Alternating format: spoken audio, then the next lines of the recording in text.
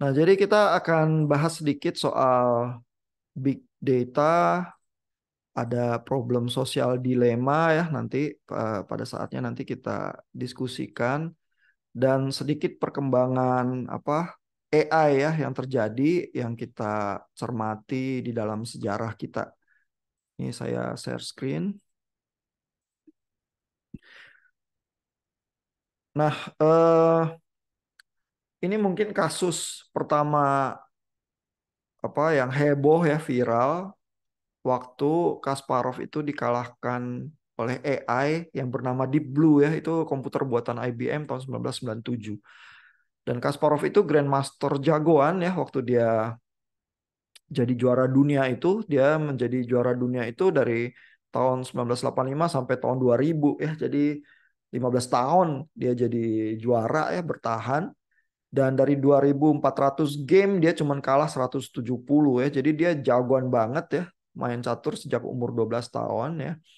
Tapi kekalahannya ini fenomenal karena sejak kekalahan di Blue ini orang jadi sadar rupanya mesin bisa ya menunjukkan semacam kecerdasan itu ya yang bisa mengalahkan seorang Grandmaster catur. Zaman sekarang kalau pemain catur amatiran berusaha main sama mesin pemain catur ya itu susah menang tuh karena mesin-mesin zaman sekarang tuh kuat-kuat ya.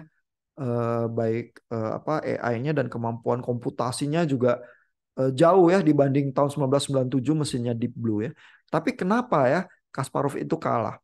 Nah, Kasparov itu memang menghadapi berbagai kesulitan ya melawan Deep Blue. Salah satunya adalah eh, mesin Deep Blue itu kan nggak ada historical permainannya ya. Jadi kalau Grandmaster mau persiapan turnamen internasional dia biasanya lihat ciri permainan lawannya ya, terus dianalisis sama timnya sehingga bisa ada persiapan pembukaan apa yang biasa dimainkan, kelemahan, kekuatannya di mana. Di Blue nggak punya. Ya. Lalu permainan catur itu sangat psikologis ya. Jadi apa intimidasi psikologi itu kalau membuat pemain catur itu goyah gitu ya, itu bisa bikin kalah gitu ya.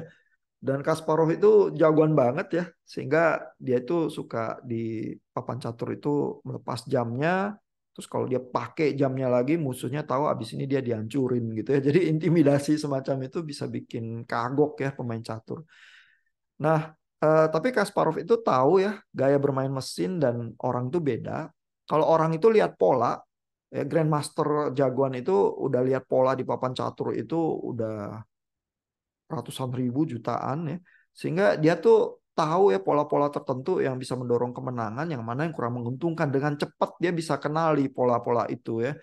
Kalau mesin enggak ya, mesin mainnya komputasi ya, menghitung berapa langkah ke depan, brute force gitu ya. Lalu mesin juga kesulitan mengambil langkah yang seperti mm, korban gitu, tapi untuk keuntungan masa depan ya, itu mesin biasanya nggak main gitu ya. Mesin mainnya keuntungan material cepat ya. Karena itu yang lebih lebih straightforward ya, lebih lebih apa lurus gitu ya. Nah, hari itu Kasparov itu terkejut karena dia main pembukaan kan ini dia pegang putih nih ya. Dia main pembukaan yang dia nggak pernah mainkan sebelumnya dengan harapan si Deep Blue nggak punya database-nya gitu ya. Lalu di dalam pembukanya ini tiba-tiba Deep Blue ngorbanin kuda untuk kemenangan jangka panjang ya. Kasparovnya kaget karena merasa permainan semacam itu nggak bisa mesin. Itu pasti orang gitu. Sehingga Kasparov itu separuh menuduh IBM itu main curang nih. Di belakang mesinnya ada orang nih gitu ya.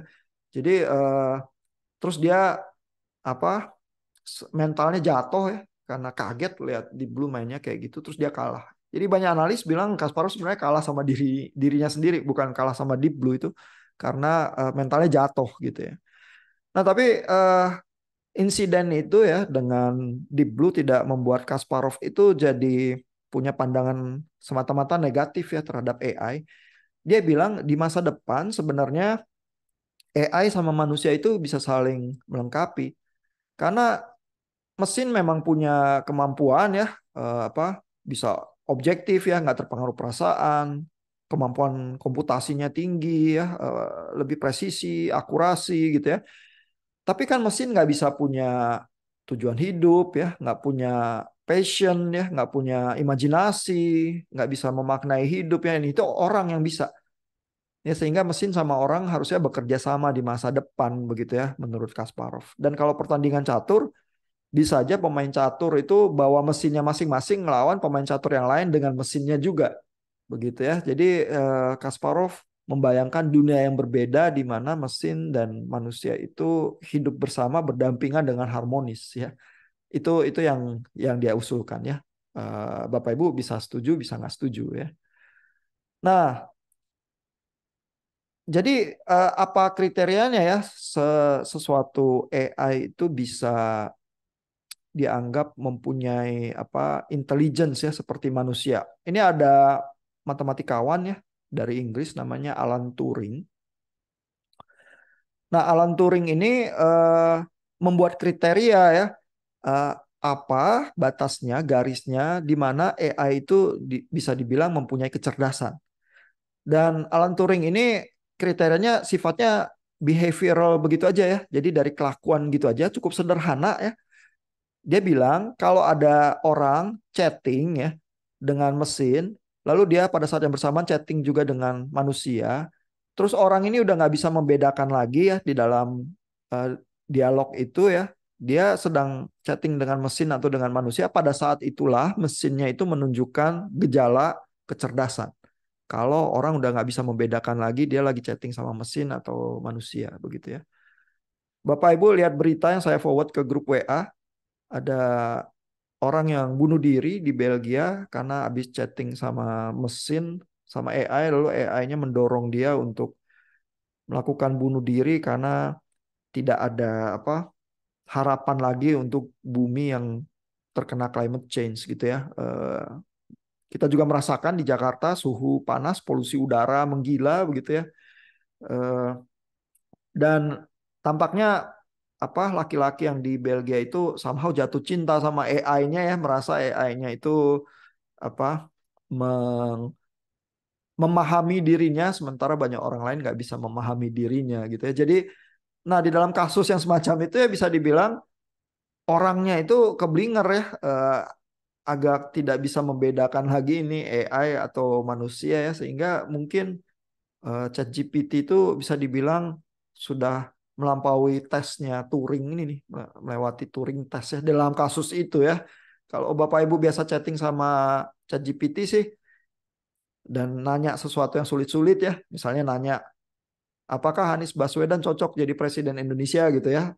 Biasanya ChatGPT-nya langsung bilang disclaimer ya, saya ini hanya large language model, saya tidak bisa melakukan judgement politis atau apa.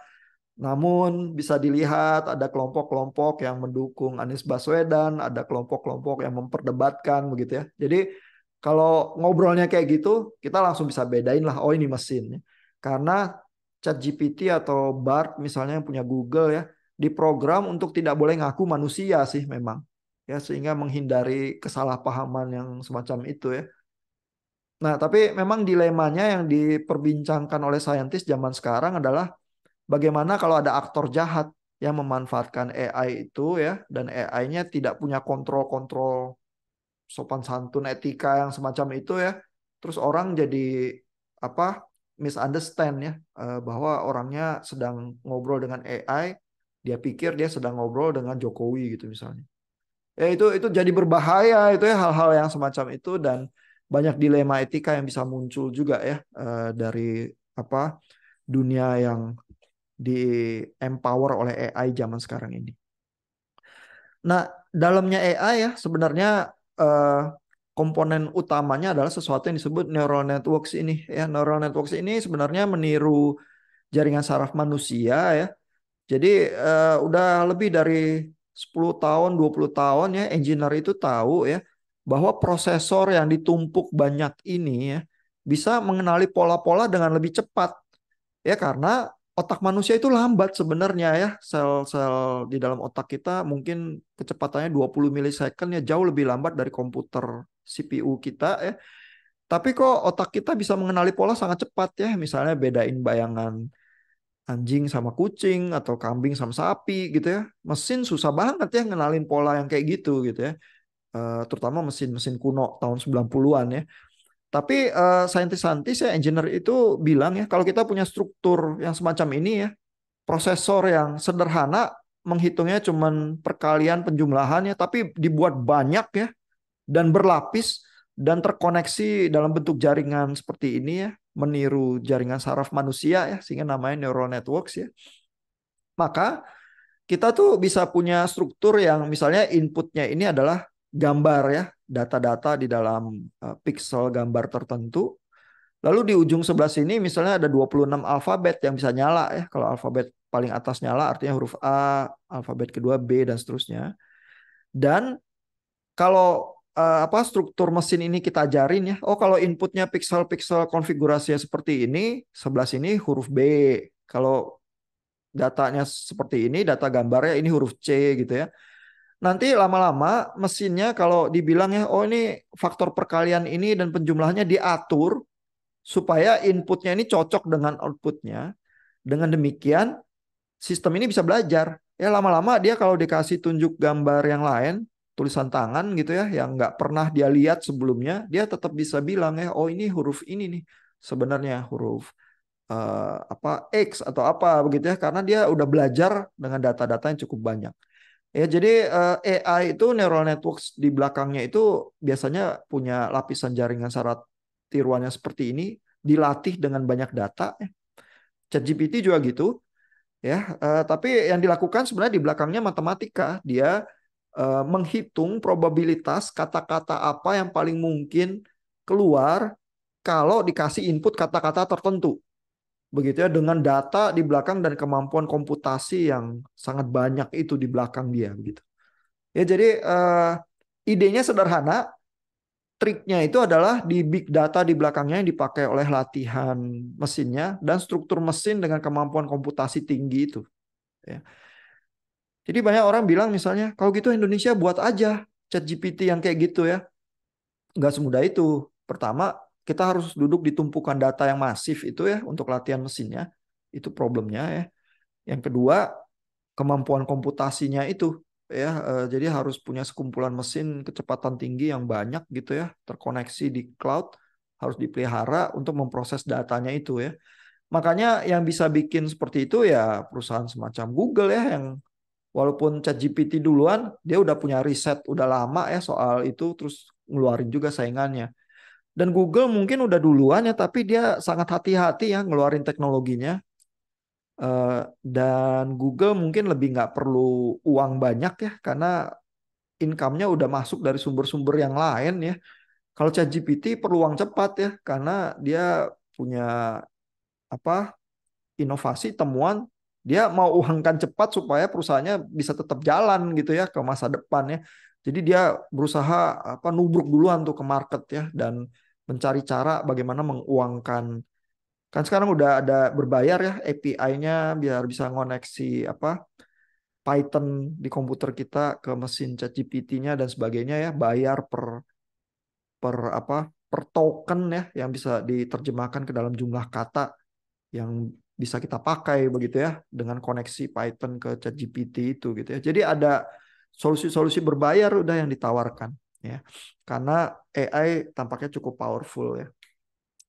Nah, ini ada satu kasus yang cukup terkenal ya di Amerika, masuk di majalah Forbes tahun 2012 ya, udah cukup lama ya. Ada supermarket Target ini bisa mengenali eh, anak gadis hamil ya dengan menganalisis data belanjaan. Ya, jadi kalau data belanjaan itu dianalisis ya, kalau perempuan hamil itu biasanya ada daftar belanjaan yang lebih khusus, misalnya lotion yang nggak terlalu ada wangi yang menusuk ya, atau tas ukuran besar, atau suplemen ya kayak kalsium, magnesium, zinc ya, atau karpet yang nanti buat bayi gitu ya, yang warna-warnanya terang begitu ya. Nah, jadi dengan menganalisis belanjaan ya, daftar belanjaan seseorang, eh, supermarket itu bisa meramal di rumah itu ada yang hamil atau enggak. Ya, dan kalau supermarket bisa meramal itu satu keuntungan, karena kalau ada kelahiran bayi di satu rumah tangga tertentu, nanti rumah tangga itu kebiasaan belanjanya berubah. Kalau dia biasa belanja di supermarket tertentu itu, nanti seterusnya dia bisa belanja ke situ tuh. Bukan cuma kebutuhan bayi, nanti semuanya aja juga dia belanja di situ. Karena kebiasaan itu ya. Sehingga kalau si target ini dari data konsumennya bisa meramal ya, ada rumah yang hamil, dia kirimin ini iklan targeted advertisement ya, kirimin produk-produk bayi dan lain sebagainya ya. Di dalam kisah yang ini itu ada ayah yang jadi marah karena dikirimi iklan produk-produk bayi ya. Tapi waktu targetnya telepon mau minta maaf, ayahnya duluan minta maaf karena ternyata memang anaknya hamil. Jadi bapaknya nggak tahu, targetnya tahu duluan gitu ya. Ada yang hamil di rumah itu gitu ya. Nah, jadi kemampuan AI udah sedahsyat itu ya, dan Bapak Ibu kalau belanja di Topet ya atau Shopee ya, sebenarnya kalau data belanjaan Bapak Ibu itu tercatat ya, di belakangnya ada mesin AI juga yang setiap kali sebenarnya mengawasi kita ya. Dan kalau kita ngetik search query-nya, kan kalimat kita berusaha diselesaikan oleh dia ya berdasarkan search query yang biasanya dicari orang gitu. Jadi kita dibantu tapi di belakangnya AI itu. Sama juga Google ya. Google juga bisa menyelesaikan search query kita ya. Jadi kalau kita sambil login ke Gmail ya, terus ini search eh, history kita kelihatan gitu ya. Google tuh bisa ngelemparin hal-hal tertentu yang dia tahu kita minatnya ada di mana begitu ya.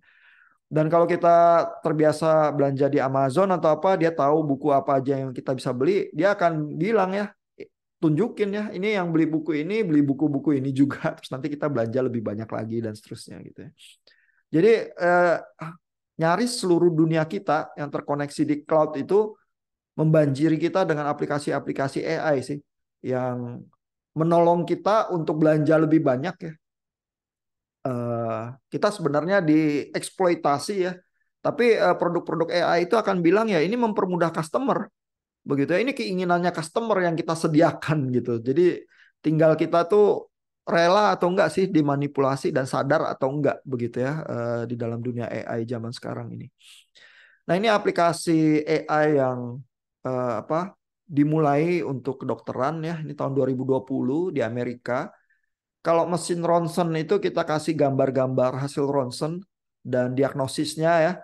Nanti lama-lama mesin AI-nya bisa mengenali yang mana gambar paru-paru sehat dan mana yang sakit. Ini ada kasus waktu lagi COVID, tes PCR itu masih belum banyak dan masih mahal ya. Ada pasien yang nggak ada gejala COVID-nya, terus di ronsen, terus dibaca sama AI. AI-nya bilang sakit nih paru-parunya. Terus pas di tes PCR ternyata positif. Gitu ya. Jadi ini idenya adalah waktu itu tes PCR masih susah ya, dan kalau di rumah sakit kecil atau apa mungkin nggak bisa melakukan. Tapi kan tes ronsen selalu ada. Kesulitannya adalah kalau nggak ada dokter ronsennya yang bisa baca hasil ronsennya, itu kan dokter spesialis ya. Kalau di kampung ya jadi susah.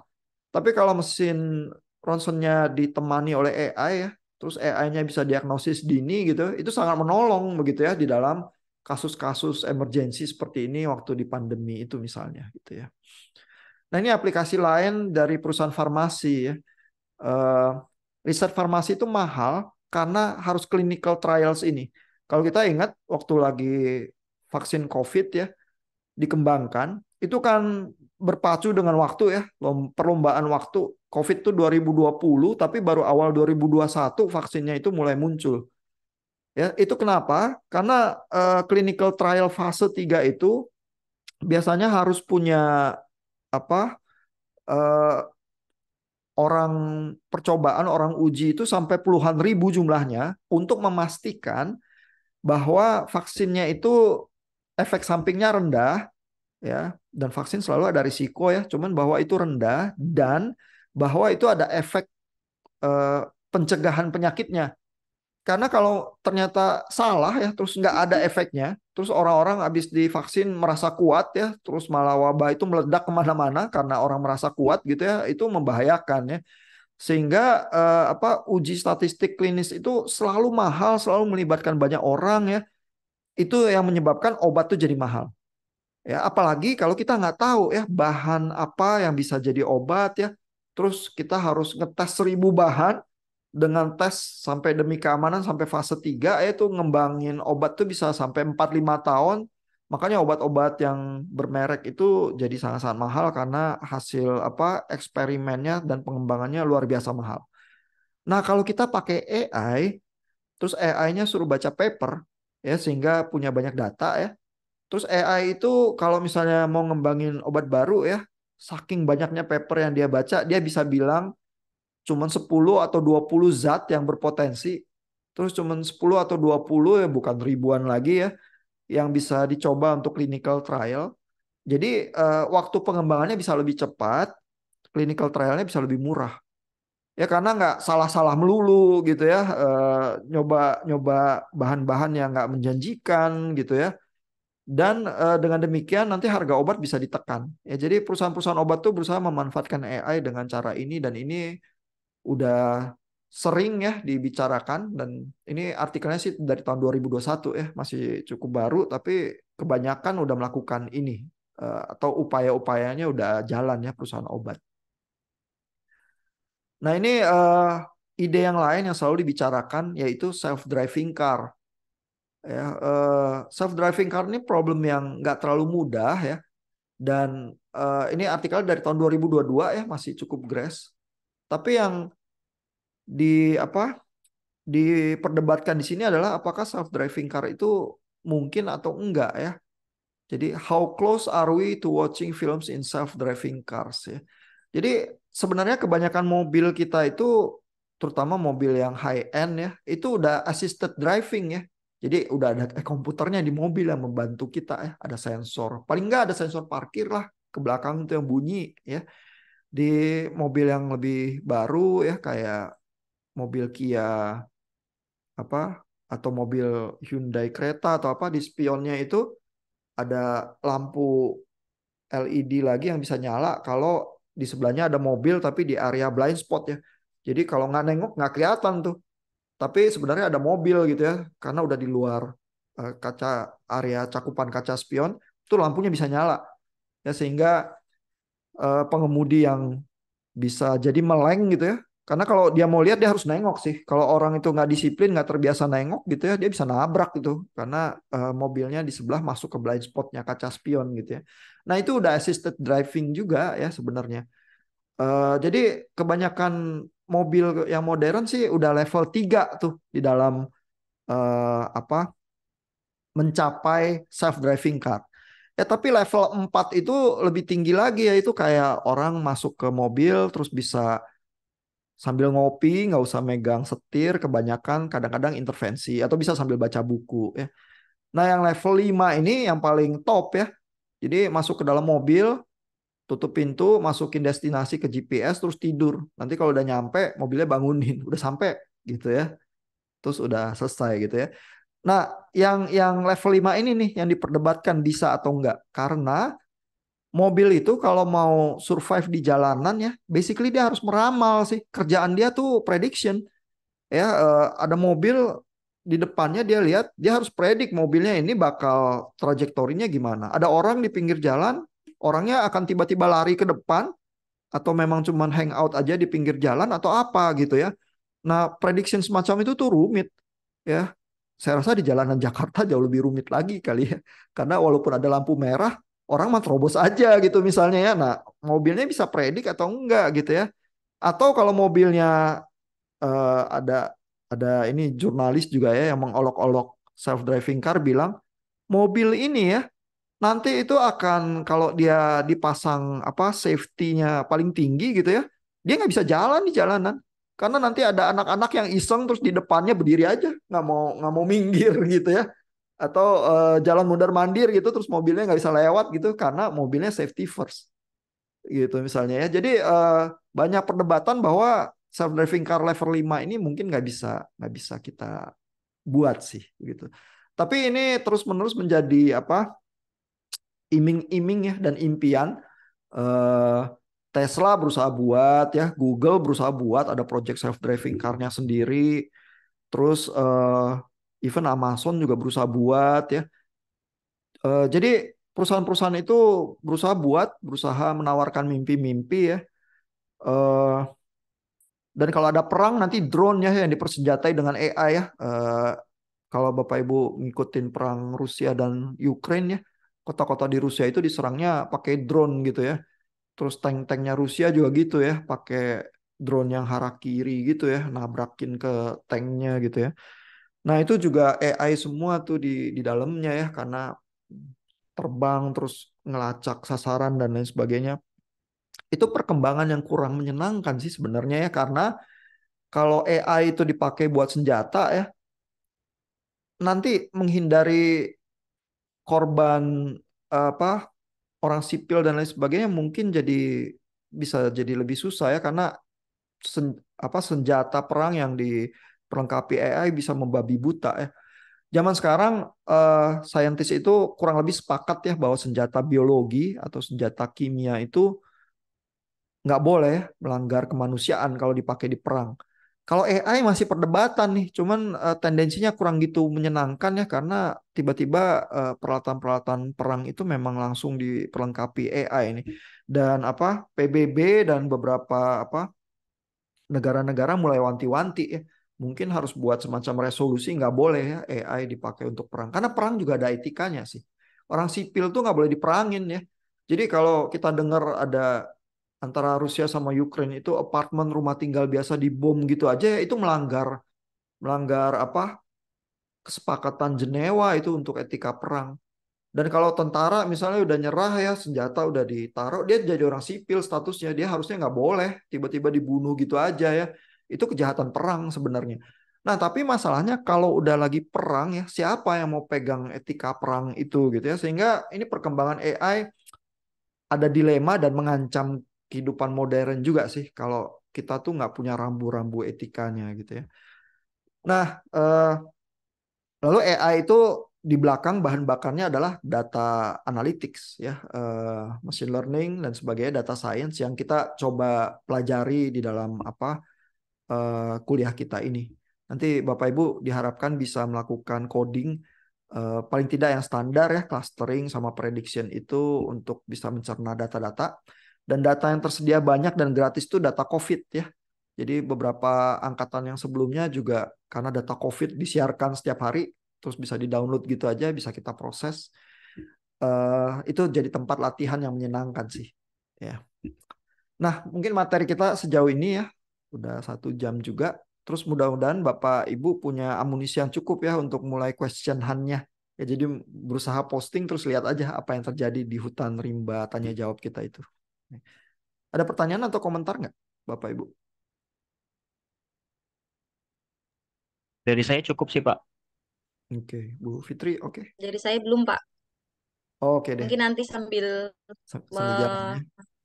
iya sambil jalan, Pak. Oke deh. Oh gitu kita sampai di sini aja malam ini. Eh, Selamat istirahat, sampai ketemu minggu depan. Ya. Terima kasih, Ya. Pak. Selamat malam, Pak.